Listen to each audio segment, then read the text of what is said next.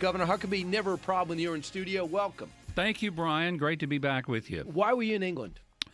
I was over there largely because I was taking a personal Beatles pilgrimage, just really? to be very honest with you. Just personal thing? Yeah, but I also was doing some research for some writing that I'm going to be doing long term on the musical impact of politics and political impact on music. Two of your passions. Yeah, very much. And it just so happened that the trip was planned not because of Brexit, but I was there when it happened. And I toured a polling place on Penny Lane in Liverpool the day of the election. Everyone went to bed in Britain that night thinking that it was going to vote Remain. In fact, everyone had predicted a 52-48 Remain. Got up the next morning, and it had totally turned. 72% of the voters went out, and it was a shock to the system. Cameron comes out a little bit later and resigns, and obviously it was the topic of the day all over the UK. The question is now, if you listen to all the shows, and I'm watching England, Bloomberg, Fox Business end up being number one. In terms of where people were turning to, it was buyer's remorse. What did we do? What have we gotten ourselves into? Did you sense any of that? No, I didn't. And in fact, I mean, I think a lot of the commentators are trying to say, oh, the dog chased the car. He caught the car. Now what does he do with it? No, look, people were very deliberate in their reasons for voting out of the EU. And I think that what we're seeing is reminiscent of what we're going to see in November here in America. There were several things that were driving it. One of them, people are tired of subjugating their country to a globalist mindset. People in Great Britain are very proud of their tradition, their language, their customs, their culture, their faith, and their history. They feel like that's being obliterated by the multiculturalism and the globalism that is being shoved down their throats, and the EU is a part of that. The thing that people don't want to say publicly, but it's very much driving it, just like it is here, it's immigration. The EU meant unrestricted immigration. You could get to the weakest of any of the EU countries in terms of getting in, and then your right of passage to any of the 28 countries was guaranteed.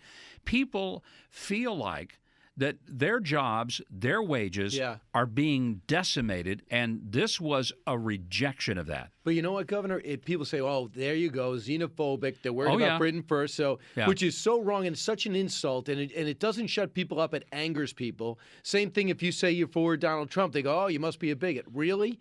Because you care about your country first? So I want to bring you to this element of it. I did not know this. But Britain is not worried just about Syrian refugees. Other people from Europe, the Poles, hardworking people, evidently, they're all coming to England because there's greater opportunity because their economy's stronger, and they're taking a lot of the jobs from Brits, and they have no say who comes in and out. Well, and for example, Britain has a guaranteed minimum wage that is what the Liberals would call a living wage. But if you work in a restaurant, you're actually paid a fairly decent wage. You're guaranteed that. So the social benefits, the National Health Service, all of those things, which are very expensive to administer, but if you get to Great Britain and you get in on that, you've got it pretty well made. It turns out France, by the way, the European Union polled higher in Britain than it did in France. So France has a big undercurrent saying, hey, we'd like to get out too, so we'll see what happens before everyone continues to condemn Britain. But that's there. This is here. I want to bring you to this soundbite. Gillian Tett, she's a U.S. managing editor of the Financial Times. She says, this is what I'm picking up from what happened in England. Cut to. There are two important data points that everyone should notice. Firstly, before Thursday night, the betting markets put a higher probability of Donald Trump becoming president than the UK voting for Brexit. And that's very thought-provoking. Secondly, if you look at opinion polls across the Eurozone today, the European Union is actually more unpopular in France than it was in the UK before this vote. And so what some people in the market are starting to talk about is not Brexit, but Frexit. Maybe that's going to be the next big crisis. I think that there are several countries in Europe that will be looking to get Holland. out. I think Holland, I think Italy, France. And look, part of the reason is because in addition to immigration that they don't want to talk about publicly, and I found this true among the Brits, they would say, if a pollster were to ask them, are you tired of immigration? Oh, no, wouldn't want to say that because that might be impolite.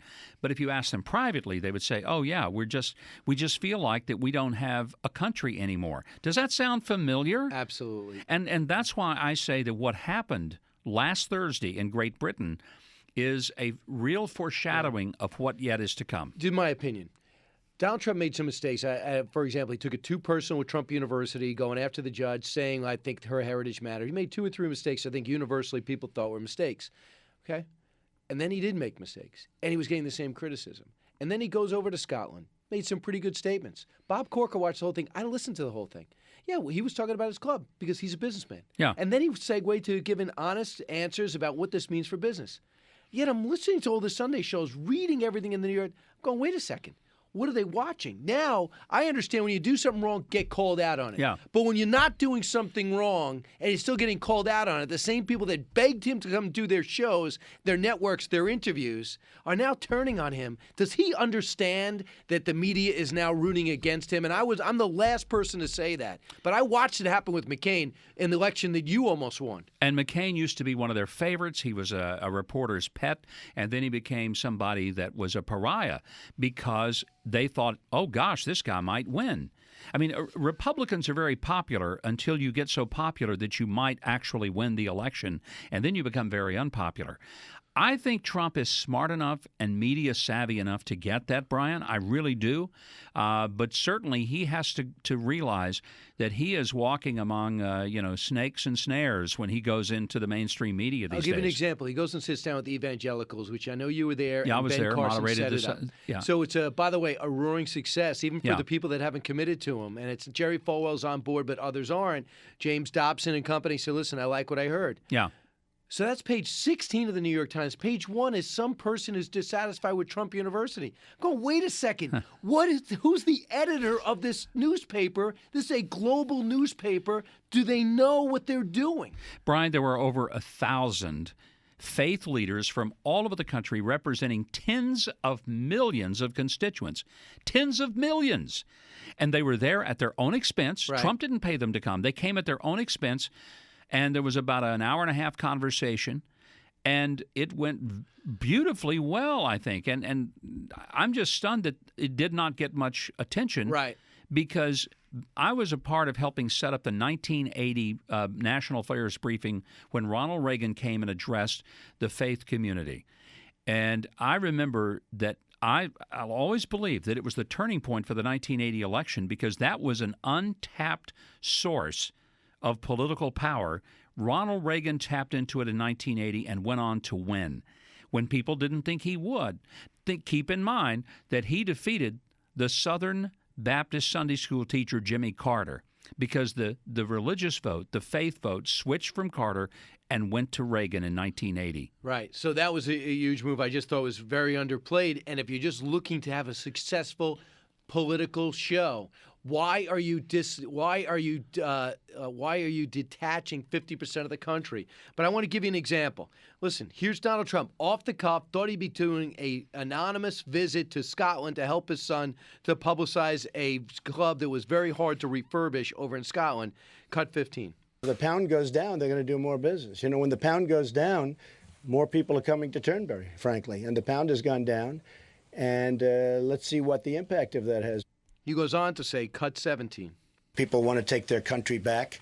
They want to have independence in a sense. And you see it with Europe, all over Europe. You're going to have more than just, in my opinion, more than just what happened last night. You're going to have, I think, many other cases where they want to take their borders back. They want to take their monetary back. They want to take a lot of things back. They want to be able to have a country again. So I think you're going to have this happen more and more. I really believe that, and I think it's happening in the United States. So as a campaign wants to be nimble, what do you do today? Because Hillary's already pumped out an ad showing an archive shot of Donald Trump playing golf. He never played golf there. When they have a president of the United States who played golf yesterday, who played golf more than anybody else since Eisenhower. Plays golf every day if he could. I think what Trump's got to do is stick to the message. Don't get off in the ditches. Stay on the main road. And here's the main road. Do you think our country is headed in the right direction? Because if you do, you're going to love Hillary Clinton. If your job is better, if you're getting paid better, if your pension is safer, if your future is more secure with with Barack Obama and things right now, vote for her. But if you want to see America great again, he needs to stick to that message. And I'm telling you, Brian, that's a message that resonated throughout the primaries, right, and it's why he is the nominee today. Well, the battleground states show he's within 1 point in Colorado. He's losing in Wisconsin and Florida by about 5. But when it comes to Ohio, Pennsylvania, he's doing very well, and North Carolina as well, which is not going to be an easy state to win. This is where he trails in almost every poll. 87% of the African-American vote to the Democrat. It's Hillary Clinton. Hispanic vote, 69%. For women, 52-35. If you are a good candidate, you'll address that, or do you just try to maximize your other areas? Well, I think he has a real potential of getting more of the vote in the African-American community. But he hasn't even been there, Governor. Well, but, you know, part of the problem is that people in a lot of these communities, when they're asked by a pollster, they're not about to say, yeah, I'm going to vote for Donald Trump, but they do. And that's what happened in the Republican primary. People always were shocked by the totals that he ended up with. And part of the reason is because the media has so vilified him that if a pollster calls, you don't really know who it is. And so it's what happened at the Brexit vote.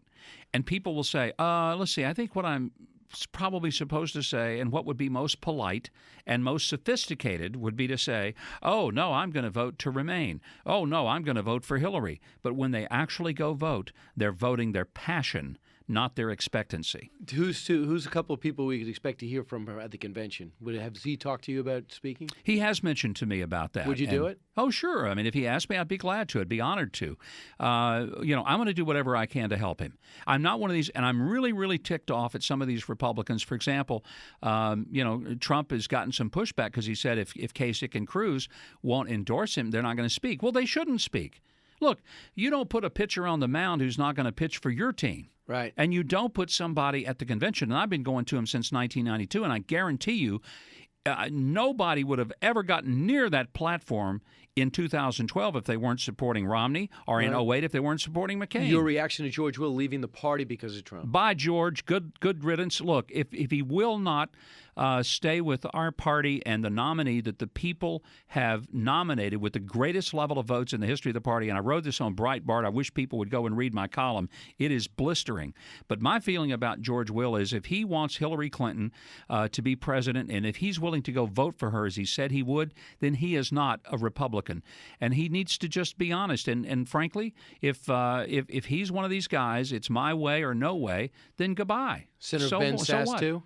Yes, absolutely. I'm frustrated because, look, we have a party, we have an election, not a selection. It's not a backroom bunch of good old boys who get to make the decision. We respect the voters. Brian, look at this from an obvious standpoint. Donald Trump was not my first choice to be the nominee. You were. I was. But once I got defeated, did I go around and say, well, fine, if I can't be the nominee, I'll just quit the party. I just won't be a part of anything anymore. No, I sucked it up and said, you know what? The people have spoken, and they've decided that Donald Trump is going to be our nominee. So I'm going to go out there and help him because I know Donald Trump, but I also know Hillary Clinton better than most anybody that I can think of. And believe you me, this is not a heavy, hard, difficult decision for Mike Huckabee to make as to whether I'm going to support Donald Trump or Hillary Clinton. Gotcha. Governor Mike Huckabee, thanks so much for your time. You can watch him on TV in 10 minutes. on America's But they're Newsroom. going to be listening to you. Absolutely. So they're going to miss me on TV because they're listening to Brian Kilmeade right now. But they'll see your cute face. Yes, yeah. All right. Back in a moment. 1-866-408-7669. Kilmeade and Friends.